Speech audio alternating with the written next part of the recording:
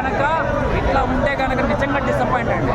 ఏంటంటే గుర్రం సీన్లు కానీ సీజీ వర్క్లు కానీ కొన్ని సీన్లు అయితే మాత్రం సినిమా ఎంత బాగున్నా ఇక్కడ తప్పులు వెతికేవాడే ఉంటాడు ఆడియన్స్ అనేవాడు. ఎందుకంటే ఇక్కడ మగధీరా కానీ కేజీఎఫ్ కానీ అన్ని సినిమా చూసినాడు ఆ కైండ్ ఆఫ్ స్క్రీన్ ప్లే ఉండాలని కోరుకుంటాడు.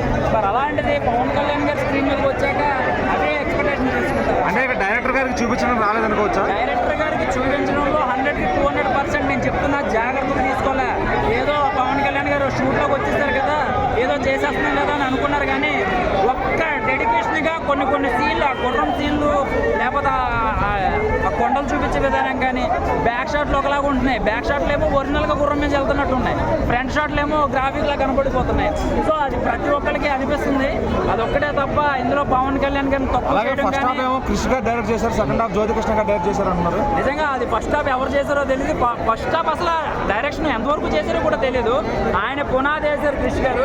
సో ఆ పునాది కంటిన్యూటీగా లాస్ట్ దాకా ఉంటే కనుక ఈ రోజున 2000 కాదు 3000 పెట్టి కొనడానికి కూడా రెడీగా ఉన్నారు ఇక్కడ. అయితే ఈ పాయింట్ నార్త్ లో కూడా ఎక్కుతుంది, ఎందుకంటే ఈ రోజు పవన్ కళ్యాణ్ గారి క్రేజ్ ఇండియా వైడ్ గా ఉంది కాబట్టి ఇదే స్టోరీ పాయింట్ అక్కడ కూడా రీచ్ అవుద్దా?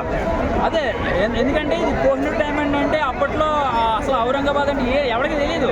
అసలు అప్పుడు హైదరాబాద్ చార్మినార్ ఎలా ఉండేది, అసలు ఈ నగలు ఈ డైమండ్ల కోసం అసలు ఎందుకు ఇలా జరుగుతుంది అంటే పవన్ కళ్యాణ్ గారు కోహినూర్ డైమండ్ కోసం ఇక్కడ ఫైట్ చేయట్లే, అక్కడ సనాతన ధర్మంలో ఒక 4 గురువుల కోసం ఫైట్ చేస్తున్నారు. సో దానికి లింక్ యాడ్ చేశారనమాట. సో ఇక్కడ స్టోరీ కోహినూర్ డైమండ్ అని అందరికీ తెలుసు, అది ఏమైనా నేను చెప్పేది కాదు. కానీ సో పవన్ కళ్యాణ్ గారిని ఎలా చూడాలి అయితే ఆయన నుంచి చాలా రోజుల తర్వాత స్ట్రైట్ సినిమా వచ్చింది. సో అది దానికి తగ్గ సాటిస్ఫాక్షన్ ఉందా స్క్రీన్ పైన? అంటే పవన్ కళ్యాణ్ గారిని చాలా సంవత్సరాల తర్వాత ఒక కొత్త కైండ్ ఆఫ్ లో ఇలాంటి సినిమా చేయడం ఎప్పుడు లేదు. అంత మాస్ యాక్షన్ పోలీసులు కదా. సో గబ్బర్ సింగ్ అయినా చూసాక ఒక కొత్తగా ఉందన్నమాట. యుద్ధ సన్నివేశాలు కానీ ఆయన ఫైట్లు, ఆయన డైలాగ్ వెర్షన్, ఆయన ఎలివేషన్ షాట్లు చాలా రోజుల తర్వాత బిగ్ స్క్రీన్ మీద గోల్డ్ స్క్రీన్ మీద చూసుకుంటే కడుపు నిండిపోయింది అనమాట. సో పార్ట్ 2 మాత్రం జాగ్రత్త తీసుకుంటే బాగుంటుందని నేను అనుకుంటున్నాను.